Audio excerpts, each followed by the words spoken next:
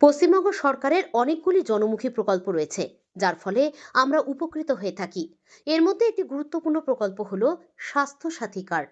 তাই আমরা এই বছর আমাদের সরস্বতী পুজোর প্যান্ডেল স্বাস্থ্য সাথী কার্ডের আদলে তৈরি করেছি। 22 নম্বর ওয়ার্ডের মহানন্দাপল্লীর মহিলা পরিচালিত এই সরস্বতী পুজো এবছর তৃতীয় বর্ষে পদার্পণ করলো। খুব অল্প বাজেটে আমরা এই সরস্বতী পুজো করে থাকি। প্রতিদিনের সন্ধ্যায় বিভিন্ন রকম প্রতিযোগিতা হয়ে থাকে আমাদের এই পুজো প্রাঙ্গণে।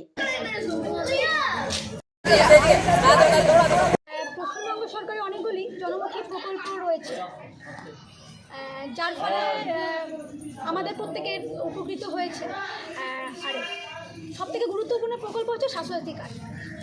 আজ এই বছর আমাদের পুজো মণ্ডপ স্বাস্থ্যসাথী কার্ডের আদলেই তৈরি করা হয়েছে। 22 নম্বর ওয়ার্ডের এই পুজো যদি বলতে হয়, এই বছর তৃতীয় বর্ষে পদার্পণ করবে।